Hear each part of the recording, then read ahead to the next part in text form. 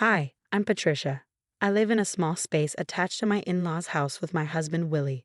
While I stay in this small area alone, Willie lives in the main house with his parents. Willie's grandfather originally built this small space as a personal getaway, but I've turned it into a cozy living area, about the size of a regular room. Before this, I lived in a regular apartment for the first 4 years of our marriage. Willie's parents, who were very close to him, suddenly wanted him to move back in with them. Seeing how much they wanted him there and how emotional they were, Willie felt he should go back. This took me by surprise and made me feel a bit overwhelmed. Willie and I met at work, where he started as my junior. We dated for 4 years while he was living with his parents, which made him miss home a lot. Even though he had his own place after we got married, his upbringing, where he was very pampered and didn't do much around the house, made him want to return to the comfort of his parents' home. When I suggested that we share the household chores, Willie seemed unsure and admitted he had never really done them before. I hoped we could split the chores equally, but Willie never really wanted to help. Every time I tried to involve him, he would act interested for a short time, then quickly lose interest and say, "This isn't for me, Patricia. You're better at it. You should just keep doing it." We both worked full-time, but since I had a higher position at work, I felt a stronger need to split the chores. Trying to get Willie to help often ended up being more tiring than just doing everything myself. Eventually, I found it easier to handle all the tasks on my own. Things began to shift when I started working from home. Willie was surprised to see me at home every day and seemed to adjust to this change. However, over time, it became clear that he didn't fully understand what working from home really meant. A few years into working from home, Willie's parents suddenly visited us and said they wanted to live closer to him. Seeing their emotional reaction made me feel alone and unsure about what to do. To support Willie's wish to be near his parents, we decided to move into their house. Throughout our relationship, Willie had always chosen places close to his parents, whether it was for renting an apartment or picking a job for me. Since I was working remotely, where we lived wasn't as important, but Willie's choices often meant we had to move and sometimes even leave our jobs. When we moved into his parents' home, Willie's mother thanked me, saying, "Thank you for taking care of Willie all this time. From now on, I will take good care of him, Patricia. You handle everything else." At first, I thought this meant I'd be free from taking care of Willie, but I soon realized her real plan. She started taking care of Willie's specific needs, making special meals for him, washing and ironing only his clothes, keeping his shoes and belongings clean, and buying things just for him. Meanwhile, all the other household chores, like cooking and laundry for everyone else, became my responsibility. Even though I was working full-time, I ended up handling not just our daily chores, but also keeping a larger family home clean. This new setup made me feel unhappy and overwhelmed. While Willie and his parents seemed happy, I felt like my responsibilities had only increased. One day while cleaning, my father-in-law approached me with an awkward request. He asked, "Patricia, could you help with some money?" I was confused, so I asked him to explain. He said he found it hard to ask Willie for money, adding Willie has worked hard, and it's tough to ask him for financial help. This made the situation even more complicated, showing how unevenly chores and financial responsibilities were divided. Willie and I had previously agreed to share expenses like rent and other costs. However, when we went shopping, Willie often convinced me to pay for various things, including extras like alcohol, clothes, and accessories. When I was hesitant, he would act immaturely and accuse me of being stingy. Despite our financial disagreements, I found some comfort in the fact that Willie usually left me alone with my daily routine. However, things changed when we moved into his parents' house. Unlike Willie, his mother constantly disrupted my work from home.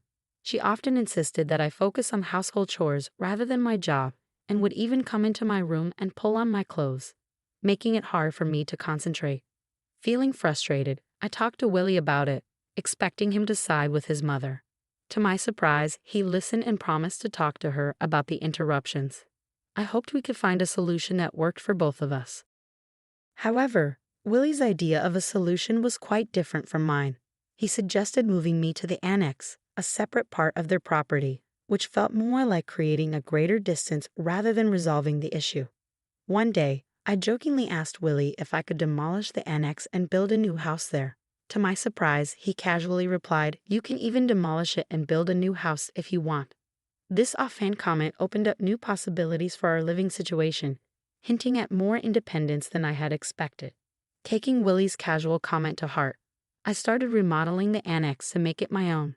I cleaned, renovated, and changed the wallpaper, putting a lot of effort into making the space comfortable for myself. However, I noticed that Willie never came to check on the progress. It became clear that he had no intention of moving into the remodeled annex with me. This realization hit me hard. I felt like an outsider in the family. There were times when I was alone at home while Willie and his parents went out for meals or events, often organized by his mother. It seemed like these outings were planned to exclude me, maybe even to push me away. Even with these challenges, Willie had given me full freedom with the annex, so I took the chance to make it truly my own. I threw myself into DIY projects, adding shelves and personalizing every corner. Interestingly, after I moved into the annex, neither Willie nor his parents ever visited.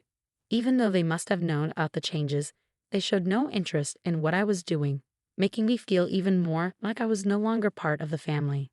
Living away from the main house and without Willie's mother constantly around, I started to enjoy my new independence.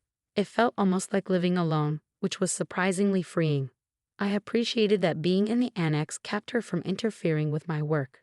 During the renovation, I installed new locks and made sure the annex was secure, making it my personal retreat. I made sure that no one, including Willie or his parents, could enter without my permission. This newfound privacy made me wonder if this separation might actually be a blessing. However, it seemed my mother-in-law noticed my growing distance and wasn't going to let me find peace easily. Unable to put up with her behavior any longer, I found myself unsure about what to do next. As I settled into the renovated annex, her attempts to drive me away became more obvious. She started with small annoyances, like leaving trash in front of my annex instead of at the collection site. Sometimes she would host barbecues in the garden and deliberately leave me out, making sure the smell of the grilled meat reached my space. Despite her attempts to push me out, I couldn't help but find her efforts amusing. One day, she called me to the main house, claiming she had leftover meat and potatoes for me. Suspecting there was more to her invitation, I went over. When I arrived, she was alone in the living room and dramatically placed a divorce paper on the table. It was clear that her real intention was to force me into signing the document, knowing Willie would agree to whatever she wanted. With a smug look, she said, "Isn't it time you gave up? There's no reason for you and Willie to stay married. Get out, you freeloading unemployed woman." Her audacity shocked me, but it only strengthened my resolve. Thrilled at the chance for freedom, I eagerly grabbed the divorce paper and said, "I'm going to the city court right now." "Thank you so much." My mother-in-law, expecting me to resist, was stunned by my unexpected eagerness. After filing the divorce papers at the city court, I quickly packed my things. I went to inform Willie's mother that the divorce was finalized. I told her I would leave the renovated cabin as it was and that she could do with it as she pleased. My positive attitude about leaving seemed to surprise her, even though she wished me luck as I left. When Willie and his father saw I was really leaving, they were concerned and asked, "Are you going? What will we do without Patricia?" I smiled and thanked them for letting me use the cabin. I explained that, since we were now divorced, it was time for me to move on. As I packed up my things, I moved into a luxury apartment I had been planning for some time. Soon after I settled into my new place, my mother-in-law called. She sounded awkward as she began, "Patricia." I cheerfully answered and asked, "What's up? How's everything with the cabin?" She switched to a more serious tone, talking about finances. She mentioned that Willie had told her I was giving his father $5,000 a month. I confirmed this and told her that despite her earlier belief that I was an unemployed freeloader, I was actually gainfully employed. Her surprise was clear. She had thought I had quit my job. I quickly set the record straight, telling my mother-in-law that I hadn't just left my old job. I had actually become the president of a new company. This company was leading the way in remote work systems, and she seemed both disbelieving and confused. It hit me that Willie, too, seemed unaware of my professional success, showing just how distant we had become, both physically and in how we saw each other. It was clear he never fully embraced his role as a husband since moving in with his parents. Then she asked about my earnings, wondering if my new role had increased my income. I casually mentioned that I was making about $3 million. I exaggerated a bit to avoid getting into the details of my actual earnings. Seizing on this, she asked, "With that much money, could you lend us some? Your father-in-law was laid off and kept it hidden. We've been managing with the $5,000 you've been giving us, but neither Willie nor I knew about his job loss." This explained a previous conversation with my father-in-law, where he said it was hard to ask his son for money. I realize now that his earlier comments were likely a tactic to get financial support from me, assuming my new job meant I had a lot of money. This move, though clever, made the financial expectations of Willie's family clearer and how they viewed me.